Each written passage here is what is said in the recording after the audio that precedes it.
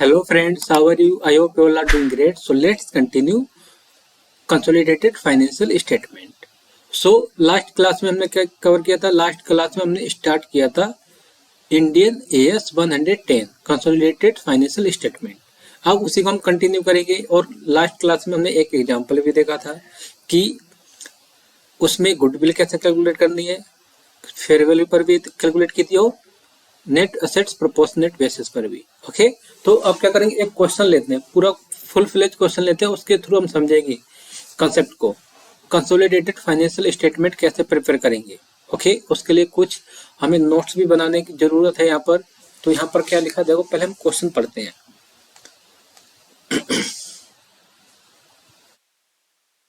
अब देखो एग्जाम्पल 1 है, इसमें लिखा है फॉलोइंग, और यहाँ पर क्या लिखा, बोलोइंग नहीं, फॉलोइंग होगा, ये क्या लिख दिया, ये following. Okay, this is F not B, F following. Okay, following are the balance sheet of A limited and subsidiary its subsidiary B limited as on 31 March 2022। अब ये ए लिमिटेड और बी लिमिटेड की क्या है, और यहाँ पर एक चीज और गलत होगी, यहाँ पर क्या है, ये ए लिमिटेड, ये है ए लिमिटेड और ये है बी लिमिटेड। अब इसकी ये बैलेंस शीट गिवन है 31 मार्च 2022 की। नेट असेट्स में क्या देखो, पहले है non current assets, property plant and equipment है 10 लाख और 8 लाख। देन आफ्टर क्या, फाइनेंशियल असेट्स, इन्वेस्टमेंट देखो क्या रखा, क्या लिखा, फाइनेंशियल असेट्स में क्या, investment in 3000 shares of B limited में क्या कर रखे, इन्वेस्टमेंट कर रखे, मतलब बी लिमिटेड है ना, बी लिमिटेड में क्या कर रखे, उसमें इन्वेस्टमेंट कर रखे जिसमें 3000 शेयर्स बाय कर रखे हैं, उनकी वैल्यू कितनी है उसकी, 7 लाख की। करेंट असेट्स गिवन है।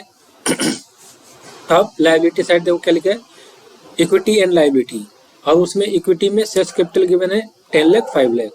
अदर इक्विटी है, अदर इक्विटी में क्या है, प्रॉफिट एंड लॉस, और यहाँ पर क्या लिखा, इक्विटी शेयर कैपिटल कितने 100 रुपीज ईच के हैं ये, ठीक है। और उसके बाद है अदर इक्विटी है, profit and loss account, profit and loss उसमें है क्या, कितना है 4 लाख और 5 लाख, और उसका नॉन करंट लायबिलिटी कितने 5 लाख और 4 लाख और करंट लायबिलिटी, ठीक है। अब नेक्स्ट देखो क्या लिखा, एडिशनल इन्फॉर्मेशन। एडिशनल इन्फॉर्मेशन में क्या लिखा, ए limited acquired control on 1 April 2021। इसमें ए लिमिटेड ने कंट्रोल एक्वायर किया था 1 अप्रैल 2021 को, और जिस दिन कंट्रोल एक्वायर किया था उस दिन प्रॉफिट कितना था, प्रॉफिट था 2 लाख का। और यहाँ पर जो बैलेंस शीट कब की दिख रही है, 31 मार्च 2022 की है, तो ये ध्यान रखना है, ठीक है। और इसमें नेक्स्ट में क्या लिखा है, prepare consolidated financial statement prepare करनी है। ओके, तो अब क्या करना है, पहले तो स्टेप वाइज करेंगे। पहला स्टेप क्या रहेगा इसका, पहले स्टेप में हम इसमें देखेंगे accounting period, accounting period, accounting period. पहले हम अकाउंटिंग पीरियड फाइंड करेंगे, कौन कितना अकाउंटिंग पीरियड क्या है इसका, देखो कहाँ से स्टार्ट होगा। इसने कंट्रोल कब किया था, 1 अप्रैल, और एंड कब हो रहा है, 31 मार्च 2022। तो यहाँ पर अकाउंटिंग पीरियड क्या होगा, 1 अप्रैल 2021, और एंड कब हो रहा है, 31/3/22 को, ठीक है। तो ये अकाउंटिंग पीरियड। ओके, ये हम क्यों कर रहे हैं, अभी इसे दिमाग में रहने दो, क्योंकि क्वेश्चन तो आएगा जायज है कि हम ये अकाउंटिंग पीरियड यहाँ पर क्यों हम कंसीडर कर रहे हैं, यहाँ पर पता कर रहे हैं कि अकाउंटिंग पीरियड क्या होगा। तो ये क्या है, ये जब हम नेक्स्ट करेंगे ना, तब हमें इसके बारे में पता चले क्यों कर रहे हैं, इसका रीजन क्या है। देखो तो इसमें क्या लिखा है, जो अब कंट्रोल देखो कब रहा है, पूरे साल कंट्रोल रहा है, इसका पूरे साल कंट्रोल रहा है ना, तो इसे क्या बोलेंगे, पोस्ट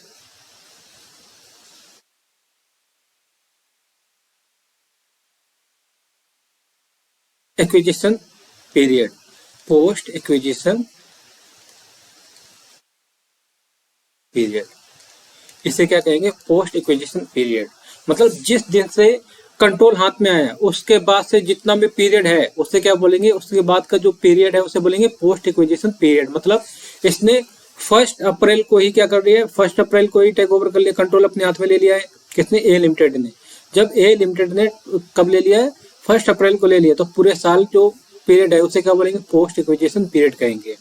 और जो पीरियड क्या होगा, अगर कोई बैलेंस होता, लाइक अगर कोई बैलेंस का मतलब अगर क्या होता, सपोज कि अगर क्वेश्चन में 1 अप्रैल के लिए क्या दिया होता कि 1 अक्टूबर को क्या करना है, टेक ओवर कर रहे हैं, तो अकाउंटिंग पीरियड तो ये रहेगा 1/4/21, ठीक है।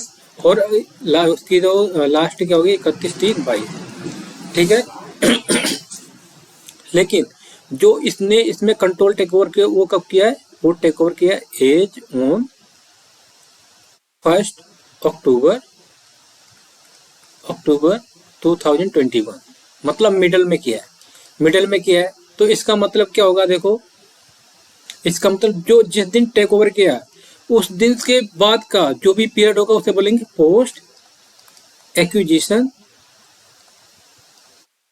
Period, okay, post. और जो कंट्रोल करने से पहले जितने भी मंथ कितने बच गए, यहाँ देखो कितने मंथ है, अप्रैल मई जून जुलाई अगस्त सितंबर अक्टूबर, मतलब 1 अक्टूबर मतलब 6 मंथ। तो इस 6 मंथ को क्या बोलेंगे, ये 6 मंथ लास्ट के जो कंट्रोल करने के बाद जो पीरियड जो यूज किया है, जितने भी पीरियड है, जितने भी मंथ्स हैं उन्हें बोलेंगे पोस्ट एक्विजिशन पीरियड। और कंट्रोल करने से पहले जितने रिमेनिंग पीरियड है उसे क्या कहेंगे, प्री एक्विजिशन पीरियड कहते हैं उसे, प्री एक्विजिशन पीरियड, ठीक है। तो ये हम क्यों निकाल रहे हैं बताओ, ये हम अभी नेक्स्ट स्टेप 1-2 स्टेप पहले क्या करेंगे, पहले करते हैं, फिर उसके बाद समझेंगे, तब समझ में आए क्यों कर रहे हैं हम, इसका रेलिवेंट क्या है, क्यों हम कैलकुलेट कर रहे हैं, ठीक है। तो यहाँ पर क्या है, तो पहले तो ये पता करना, ठीक है। तो ये सिर्फ समझाने के लिए था, ठीक। तो यहाँ पर क्या है क्वेश्चन में, और क्वेश्चन में क्या बोला है, क्वेश्चन में बोला है कि जो कंट्रोल कर रहे हैं वो अप्रैल को कर रहा है, तो अप्रैल को मतलब पूरा साल कंट्रोल किसके हाथ में रहा है, पूरा साल कंट्रोल किसके हाथ में रहा है, ए लिमिटेड के हाथ में। तो पूरा साल क्या हो जाएगा, पोस्ट एक्विजिशन पीरियड। और एक होता है प्री एक्विजिशन पीरियड, और फिर इसके बारे में क्या है, नोट्स बना के लिख लो, प्री एक्विजिशन पीरियड क्या होता है, प्री एक्विजिशन पीरियड। इससे जो अप्रैल से पहले का जो पीरियड है जिसमें कितने बी लिमिटेड ने जो भी इसने बिजनेस ऑपरेशन किया उसे क्या कहेंगे, 1 अप्रैल 2021 से पहले को क्या बोलेंगे, प्री एक्विजिशन पीरियड, क्योंकि उस टाइम पे ज्यादा कंट्रोल नहीं था, ठीक है। तो पहले तो ये पता करना है कि अकाउंटिंग पीरियड क्या होगा, और उसमें हमें ये दोनों चीज निकालनी पड़ेंगी, पहले पोस्ट एक्विजिशन पीरियड और प्री एक्विजिशन पीरियड। अब उसके बाद क्या निकालनी है, दूसरा हमें निकालनी है होल्डिंग कंट्रोल किसका कितना कंट्रोल है, ठीक है। लाइक इसमें देखो पहले हम कंट्रोल भी निकालेंगे इसमें, और कंट्रोल कैसे आएगा, और अब हमें यहाँ पर क्या करना है, अब हमें निकालना है डिग्री ऑफ कंट्रोल, डिग्री, दूसरा स्टेप क्या होगा, degree of control, percentage of control भी कह सकते हैं इसे। तो क्या है, total number of shares of subsidiary का कितने हैं, पहले देखो टोटल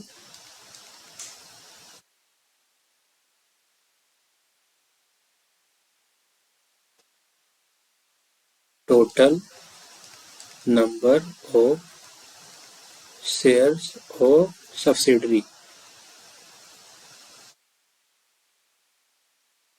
सब्सिडरी का मतलब क्या है, बी लिमिटेड, ठीक है। इसका सब्सिडरी का मतलब है क्या है, बी लिमिटेड, ठीक है। तो इसका टोटल नंबर ऑफ शेयर्स कितने हैं, देखो शेयर्स कैसे पता करोगे बताओ, देखो इसकी इक्विटी शेयर कैपिटल कितनी है, 5 लाख है, ठीक है। और इसके जो इक्विटी शेयर कैपिटल ईच कितनी है, ईच है 100 रुपीज ईच, तो इससे डिवाइड कर दो, तो कितना आ जाएगा, 5 लाख डिवाइड बाय 100 करोगे तो कितना आएगा, 5000 शेयर्स आएगा। यहाँ पर करके दिखा देता हूँ, 5 लाख डिवाइड बाय 100 तो आएगा 5000। तो टोटल शेयर्स है 5000, उसमें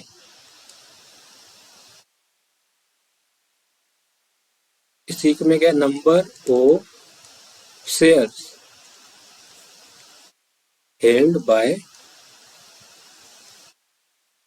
ए लिमिटेड ने कितने शेयर्स हेल्ड कर रखे हैं इसमें, देखो इधर क्वेश्चन में लिखा है ना कितने 3000 शेयर, कहाँ लिखा है ये देखो, इन्वेस्टमेंट कितनी कर रखी है 3000 शेयर्स की, तो यहाँ पर कितना आएगा 3000, ठीक है। अब इसकी परसेंटेज ऑफ होल्डिंग निकाल लो, 3000 है और टोटल शेयर्स कितने हैं, टोटल शेयर्स है 5000, 5000 में से 3000 इसने होल्ड कर रखे हैं और 100 से मल्टीप्लाई करोगे तो क्या आ जाएगा परसेंटेज, परसेंटेज ऑफ होल्डिंग, तो इसमें कितना है परसेंटेज ऑफ होल्डिंग देखो कितना आ रहा है,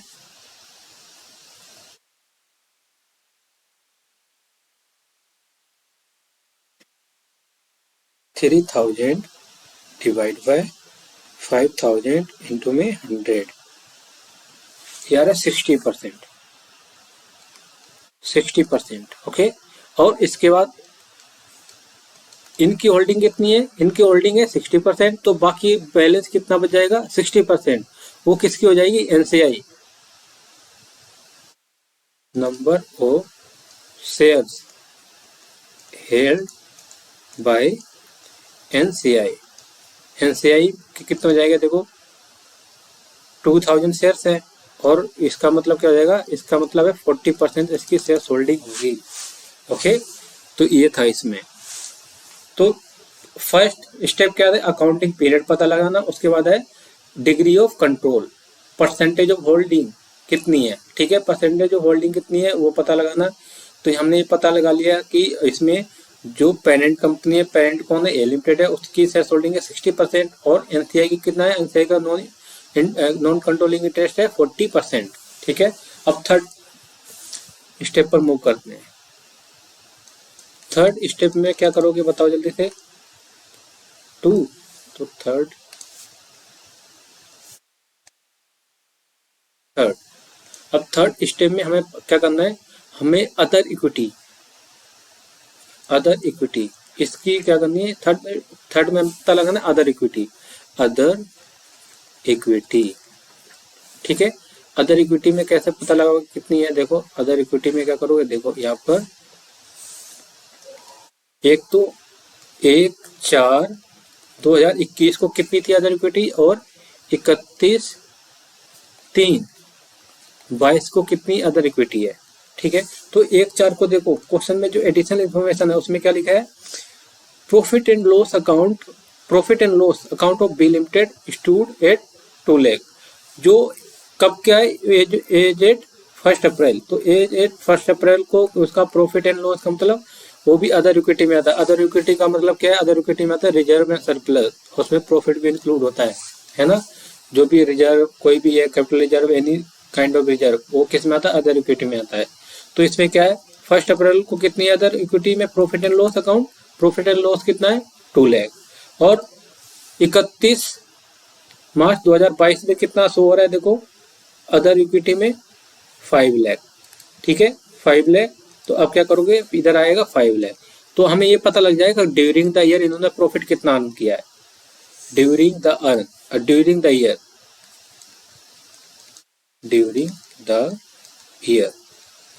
इन्होंने प्रॉफिट कितने का अर्न किया, देखो इन दोनों के बीच का जो गैप होगा वो क्या होगा 3 लाख, ठीक है। अब हम रीजन, अब हम मैंने बोला था ना कि जो हमने अकाउंटिंग पीरियड हमने क्या किया था, देखा था, कैलकुलेट किया था कि अकाउंटिंग पीरियड क्या होगा। सबसे पहले हमें पता करना है कि अकाउंटिंग पीरियड क्या होगा।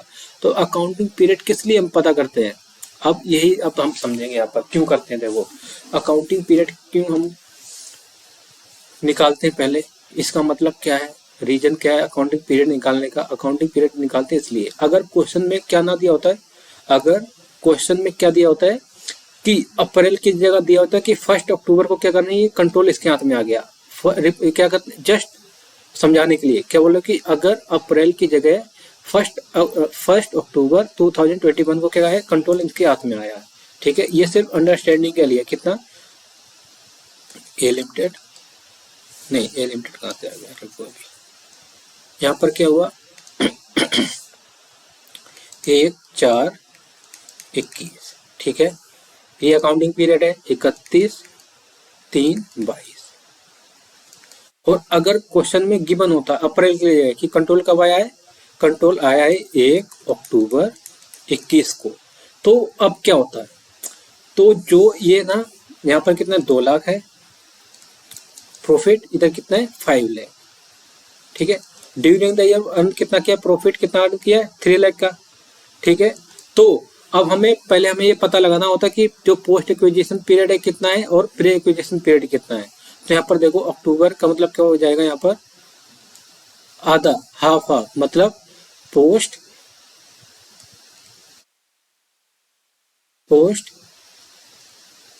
एक्विजिशन पीरियड कितना है 6 मंथ, और प्री एक्विजिशन पीरियड कितना है यहाँ पर, ये भी 6 मंथ हो जाएगा, है ना। तो अब क्या होगा देखो, अब इसके 2 पार्ट होंगे प्रॉफिट के। अगर कैसे क्या होता है, क्वेश्चन में होता है कि 1 अक्टूबर को क्या है, कंट्रोल आया किसके हाथ में, ए लिमिटेड के हाथ में। तो उस केस में क्या होता है, इसके 2 टुकड़े होते हैं प्रॉफिट के, किसके 6 मंथ इधर जाता, कितना जाता है 6 मंथ, इसका 6 मंथ में कितना हो जाएगा, 6 मंथ कितना आएगा 3 लाख, इसका 6/12 करोगे तो 1.5 लाख आएगा।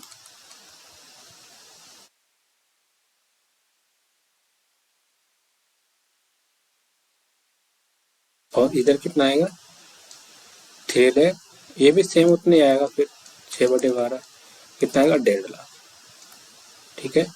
अब पता क्या करते, अगर क्वेश्चन में 1 अक्टूबर होता, तो क्या करते हैं, इसे एज ए रिवेन्यू की तरह ट्रीट करते हैं, रिवेन्यू, इसे दिखाते एज ए रिवेन्यू, इसे एज ए रेवेन्यू की तरह कंसिडर करते हैं। और जो प्री एक्विजिशन वाला है उसे क्या करते हैं, कैपिटल इन नेचर का, इसे कैपिटल इन नेचर का कंसिडर करेंगे, कैपिटल नेचर, ये कैपिटल नेचर का है प्रॉफिट, ठीक है। तो इसलिए हम क्या करते हैं, पहले हम यही कैलकुलेट करते हैं कि इसमें जो पीरियड है, तो अकाउंटिंग पीरियड क्या है, ठीक है।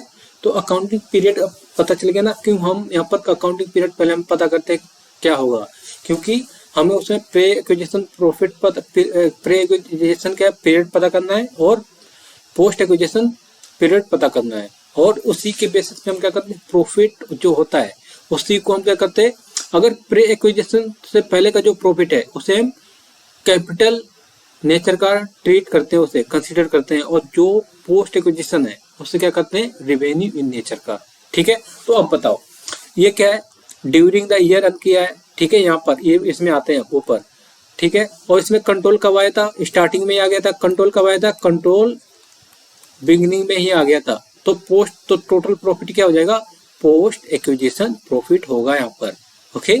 तो इसीलिए हम क्या करते हैं, पहले अकाउंटिंग पीरियड कैलकुलेट करते हैं, ठीक है। समझ में आया ना, इसे ये समझाना जरूरी था।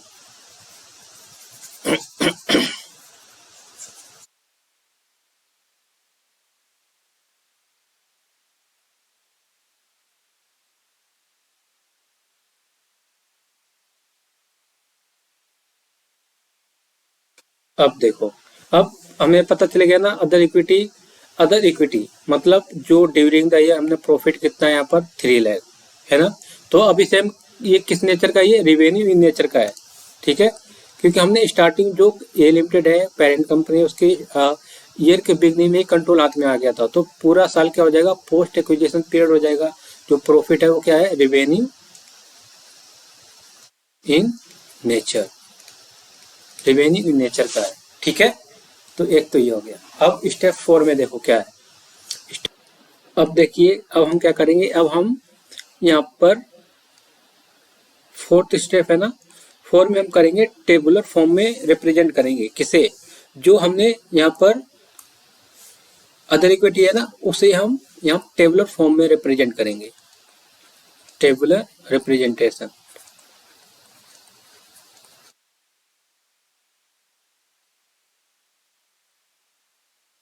टेबल बनाएंगे इसकी, क्या बनेगा देखो, यहाँ पर आएगा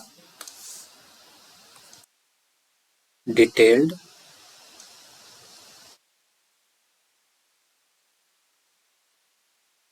और उसके बाद इधर टोटल,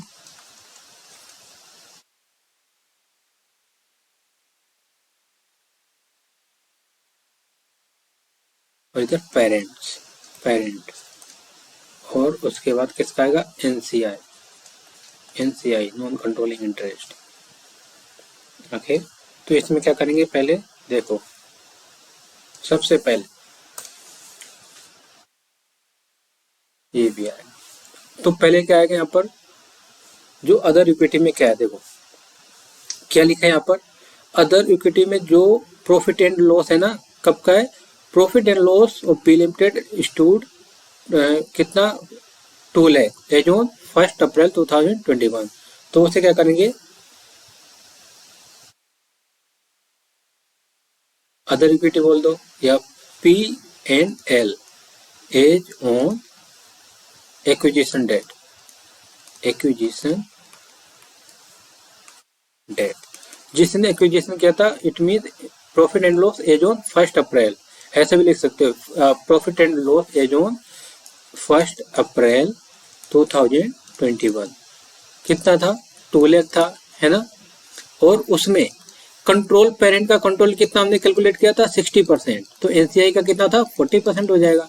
तो इसमें से पेरेंट में कितना आएगा, 1,20,000, है ना।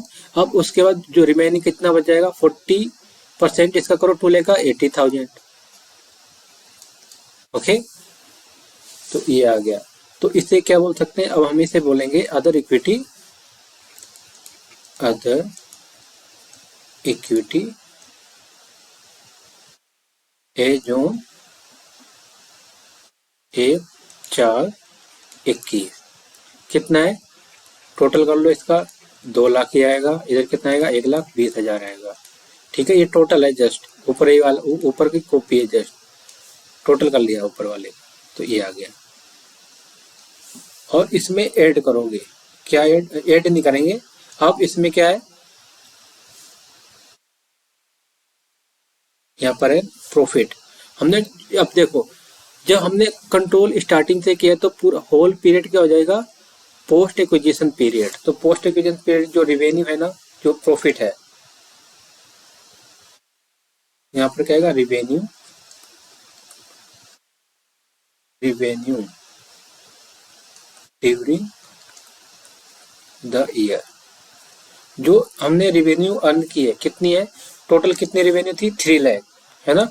तो 3 लाख, अब उसमें से पेरेंट के हाथ में कितना जाएगा, इसका करो 60%, 6 3 जा 18 सॉरी, तो क्या आएगा, 1,80,000। और रिमेनिंग कितना है, 4 3 जा 12, इसका मतलब 1,20,000 हो गया। तो ये क्या हो गया, इसका भी टोटल कर लो, एक टोटल करो, इसका टोटल कितना आएगा, ये भी अदर इक्विटी है, अर्न ड्यूरिंग द ईयर, कितना कितना है, 3 लाख है, और यहाँ पर कितना है, 1,80,000, ठीक है, और यहाँ पर 1,20,000। अब इसके बाद नेक्स्ट स्टेप क्या आएगा, नेक्स्ट स्टेप होगा calculation of goodwill and gain on bargain purchase. 5th में calculation of goodwill and gain on bargain purchase. अब क्या करना है, देखो इसमें कैसे निकाल देंगे। तो अब देखो, हमें ये सारी डिटेल कब की दी है, 1 मार्च 2020, मतलब एंड ऑफ द ईयर की दी है। और जब हमने, और हमें गुडविल कब निकालनी होती है, गुडविल निकालनी होती है कब, at the end of the acquisition date. तो एक्विजिशन डेट गुडविल कैसे निकालोगे, तो बताओ जल्दी से। और उसमें क्या क्या आता है, गुडविल के लिए क्या क्या आता है उसमें, उसमें आता है कंसिडरेशन, कंसिडरेशन तो हमें पता चल जाएगा, कंसिडरेशन, और इसमें प्लस करेंगे क्या, एनसीआई प्लस करेंगे, एनसीआई प्लस करेंगे तो, और उसमें क्या करेंगे, लेस क्या करेंगे, नेट असेट्स। उसमें नेट असेट्स कितनी होगी, अब देखो ध्यान से देखना, क्या, अब यहाँ पर देखो कंसिडरेशन तो यहाँ पता चल जाएगा कितना, देखो यहाँ पर देखो क्वेश्चन में क्या लिखा है यहाँ पर, ये देखो फाइनेंशियल असेट इन्वेस्टमेंट इन कितनी है, 3,000 shares of B limited. B limited में 3000 शेयर्स एक्वायर किए हैं, कितने के? 7 लाख के। मतलब इसी को हम क्या ट्रीट करेंगे, इसका मतलब हम इसे एज्यूम करेंगे कि जब ये एक्विजिशन जो और बैलेंस शीट में जो भी इन्वेस्टमेंट होती है वो होती है जो जितने पे अपने बाय की है। यहाँ पर कितने में शो कर रहे हैं, यहाँ पर 7 लाख में, तो ये क्या आ जाएगा, ये हो जाएगा कंसिडरेशन। ठीक है, तो ये कितना है, 7 लाख है, मतलब इतने में बाय किया तो ये कंसिडरेशन हो गया। और एनसीआई के लिए क्या चाहिए, हमें नेट असेट चाहिए। और नेट असेट्स कैसे निकालोगे, अब यहाँ पर नेट असेट निकालेंगे किसके बेसिस पर, हम निकालेंगे नेट असेट्स उसकी, देखो इक्विटी कितनी है, इक्विटी है 5 लाख और 5 लाख इक्विटी है। ठीक है, 5 लाख तो इसकी इक्विटी है। शेयर्स कैपिटल कितनी है, उसकी शेयर्स कैपिटल है कितनी, 5 लाख। ठीक है, और उसमें अदर इक्विटी उसकी ओ एज ऑन एक्विजिशन डेट, जिस दिन कंट्रोल हाथ में था उस दिन का उसका प्रॉफिट कितने का था, 2 लाख का था। ये देखो 2 लाख का प्रॉफिट था, तो अदर इक्विटी में कितना आ जाएगा, 2 लाख। ठीक है, तो ये क्या है, ये नेट असेट्स आ गई है। ठीक है, net assets available for share holder, तो ये कितना आ गया, 7 लाख। 7 लाख को कर दो मल्टीप्लाई कितने से, 40% से, तो कितना आ जाएगा, NCI as on acquisition date, तो एनसीआई कितना आ जाएगा, 2,80,000। ठीक है, 2,80,000 आ गया। और इसमें से क्या माइनस करना है तुम्हें बताओ, ये आ गया, माइनस नहीं करना है, इसे करना है,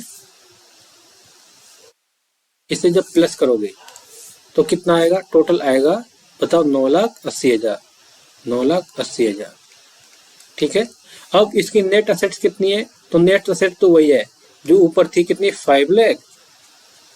हमें सिर्फ वो जो नेट असेट लेनी, कौन सी लेनी, एज ऑन एक्विजिशन डेट कितनी है उसकी नेट असेट कितनी है, देखो 5 लाख है, 5 लाख और प्लस में 2 लाख अदर इक्विटी का प्रॉफिट एंड लॉस 7 लाख, तो ये नेट असेट्स आ जाएगी, तो इसे माइनस कर दो, तो माइनस कर देंगे तो क्या निकल के जाएगी, देखो प्लस में आ रहा है ना, तो गुडविल 2,80,000। ठीक है, गुडविल, ये गुडविल निकल के आया।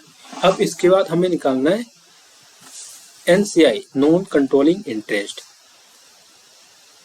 और नॉन कंट्रोलिंग इंटरेस्ट निकालना है एज ऑन 31 मार्च 2022।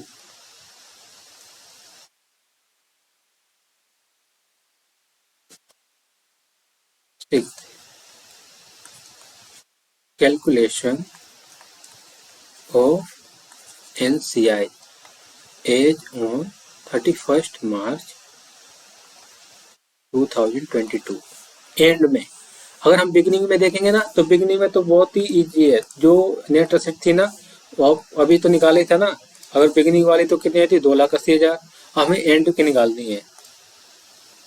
तो calculation of NCI as on 31 March 2022, तो इसमें नेट असेट्स में कितने इसकी हुआ है, कंट्रोल एनसीआई का, नेट असेट कितनी निकल के आई थी, 7 लाख आई थी ना, 7 लाख।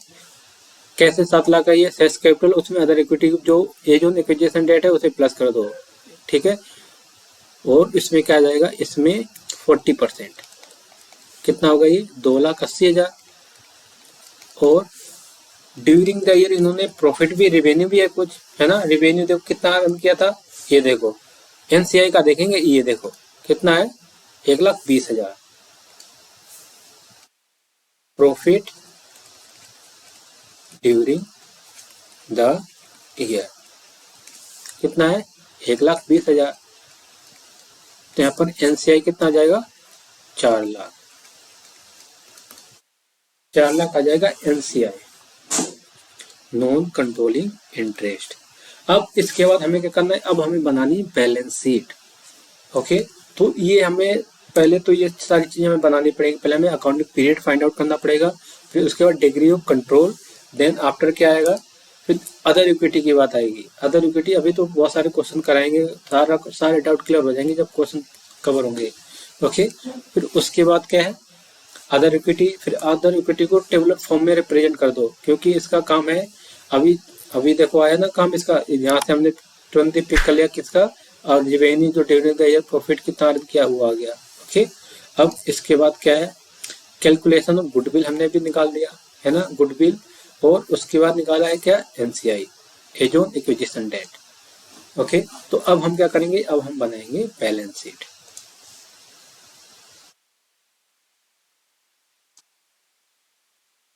बैलेंस शीट बनाएंगे न्यू डिवीजन के अकॉर्डिंग, डिवीजन 2।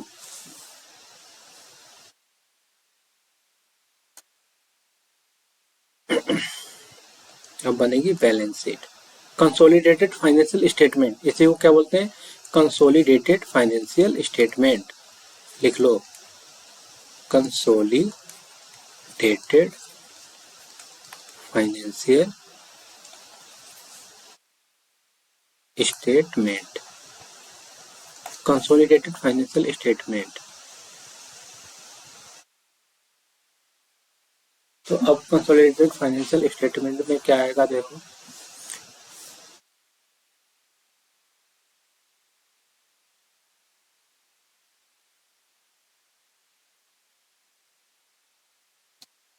सीधी लाइन नहीं बनी है।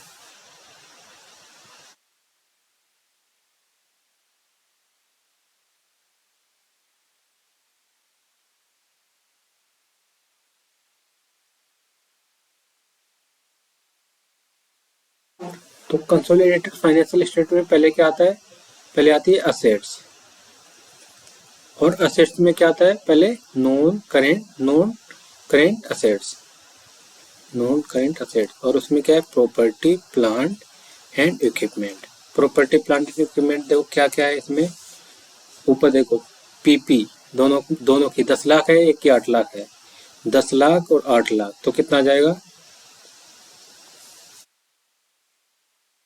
10 लाख प्लस में 8 लाख। इसे आपको नोट्स बना के दिखाना है। ओके, ये आ जाएगा 18 लाख। और इसके बाद क्या है, ये है non current assets.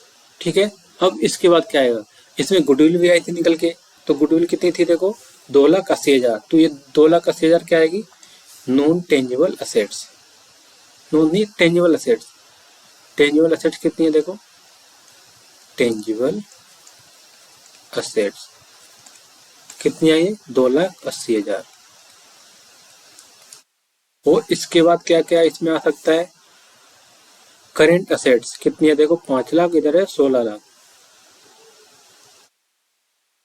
Current assets,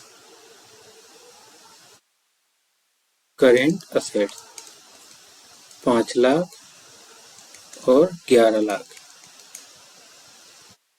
total कितनी हो जाएगी, 16 लाख। और तो कुछ है नहीं था, इसका टोटल करोगे तो कितना आएगा देखो, टोटल करो, इसका टोटल आएगा 1 लाख नहीं 18 लाख प्लस में 2,80,000 प्लस 16 लाख, 36,80,000, 36,80,000। ठीक है, अब आएंगे other liabilities and equity, equity and liability, equity and liability. अब इक्विटी एंड लाइबिलिटी में देखो क्या क्या आएगा, इसमें आएगा पहले क्या आती है, इक्विटी, और इक्विटी में क्या आएगा, शेयर्स कैपिटल। तो शेयर्स कैपिटल देखो क्या है, शेयर्स कैपिटल में कोई हमने फर्दर शेयर्स तो इशू किए नहीं है, किसने, ए लिमिटेड के, तो उसकी शेयर्स कैपिटल कितनी है, शेयर्स कैपिटल टोटल इतने आएंगे कितने, 10 लाख, 10 लाख शेयर्स कैपिटल, 10 लाख, और उसके बाद क्या, अदर इक्विटी,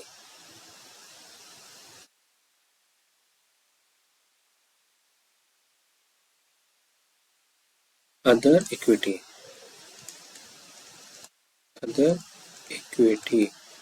और अब अदर इक्विटी में देखो क्या क्या आएगा, अदर इक्विटी में आएगा, देखो पहले से कितना था, other equity, other equity already जो इसमें है कितना है, अदर इक्विटी कितना है, ऑलरेडी है, जो ए लिमिटेड का 4 लाख है, ठीक है, 4 लाख, 4 लाख तो ये रहेगा,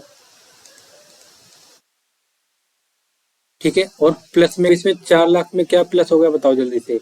अब इसमें देखो यहाँ टेबल में जो revenue during the year calculate किया था ना, रिवेन्यू मैंने बोला था ना, जो रिवेन्यू क्या है, रिवेन्यू कंसिडर करेंगे पोस्ट एक्विजिशन प्रॉफिट को, तो इससे हम क्या करेंगे, इसको भी ऐड कर दो।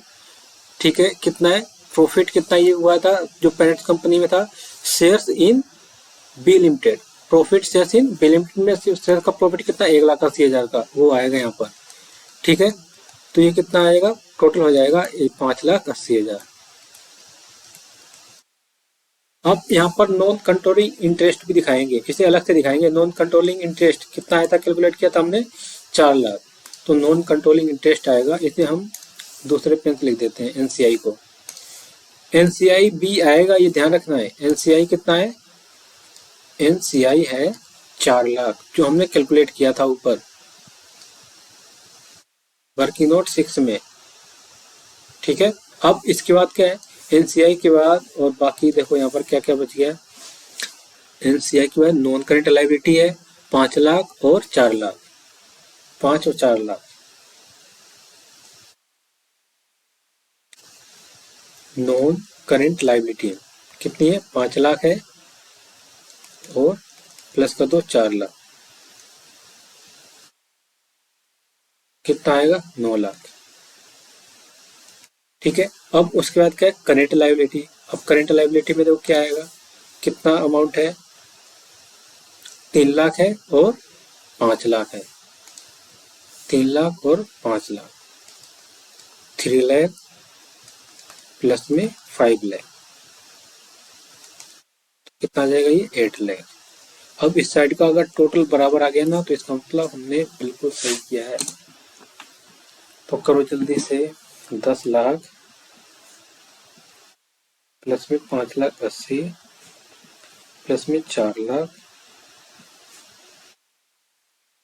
प्लस में 9 लाख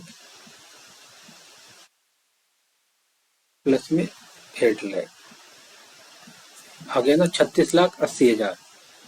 इधर भी आया कितना है, 36,80,000। ठीक है, इसे समझ में नहीं आ रहा होगा तो दोबारा लिख देते हैं इसे। टोटल कितना है,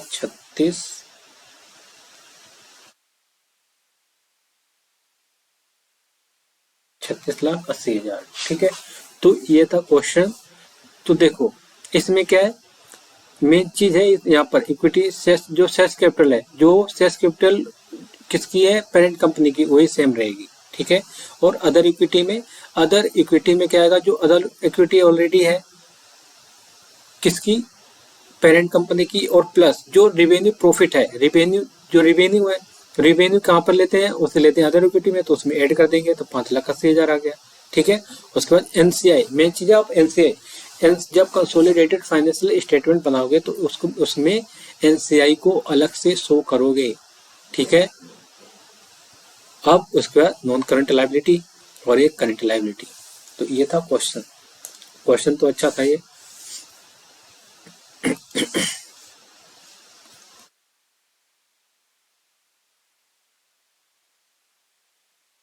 तो अब क्या रह गया, इसमें कुछ था ही नहीं। ठीक है, तो ये था क्वेश्चन। तो ये क्वेश्चन बेसिक था, बेसिकली क्या करना था, सिर्फ समझाना था इसमें कि अगर क्वेश्चन, अगर पूरा फुल फ्लेज क्वेश्चन आता है तो क्या क्या स्टेप्स उसमें होंगे। तो पहला स्टेप था अकाउंटिंग पीरियड पता लगाना है। अब अकाउंटिंग पीरियड का रीजन पता चल गया ना, किसके लिए, पोस्ट एक्विजिशन और प्री एक्विजिशन। और पोस्ट एक्विजिशन और प्री एक्विजिशन क्यों पता करते हैं, बताओ जल्दी से। क्योंकि जो प्री एक्विजिशन का प्रॉफिट है उसे कैपिटल नेचर का ट्रीट करते हैं, और जो पोस्ट एक्विजिशन का प्रॉफिट है उसे रेवेन्यू इन नेचर का प्रॉफिट को ट्रीट करते हैं, है ना। फिर degree of control, then after हमने अदर इक्विटी के बारे में सीखा यहाँ पर, अदर इक्विटी। और अगर क्या होता है, अगर बीच में मिडल में ईयर में क्या हुआ था, यहाँ पर टेक कंट्रोल हुआ था, मतलब बीच में 1 अक्टूबर में, तो उस केस में क्या हो जाता है, पोस्ट एक्विजिशन और प्री एक्विजिशन को में अलग अलग कर देते हैं। जो पोस्ट प्री एक्विजिशन था उसे कैपिटल इन नेचर में क्या कर देते, ट्रांसफर, और जो पोस्ट था उसे प्री वाले को क्या करते, प्री वाले को कैपिटल इन नेचर में ट्रांसफर करेंगे, और जो पोस्ट वाला है उसे रेवेन्यू इन नेचर का ट्रीट करेंगे। ठीक है, फिर उसे हमने जो अदर इक्विटी था उसको हमने क्या कर लिया, टेबुलर फॉर्म में किया उसे। अलग अलग कर दिया, पेरेंट्स का अलग, एनसीआई का अलग, ठीक है। अब उसके बाद हमने फिर कैलकुलेट किया गुडविल और गेन ऑन बार्गेन परचेज, और उसके बाद यहाँ पर एनसीआई निकाल दिया एज ऑन 31 मार्च, फिर उसके बाद बैलेंस शीट। तो ये था क्वेश्चन। अब नेक्स्ट क्लास में हम क्या करेंगे, पहले हम बेसिक से लेके जितने भी क्वेश्चन है like how to calculate gain on bargain purchase as well as NCI, सब कुछ करेंगे, और साथ साथ अकाउंटिंग प्रॉपर करेंगे बेसिकली, ठीक है। तो अब आज के लिए ही इतना इनफ है। अब नेक्स्ट क्लास में हम कंटिन्यू करेंगे with more practical problems. So if you like this video, do like, share and subscribe. Till then, bye bye and take care.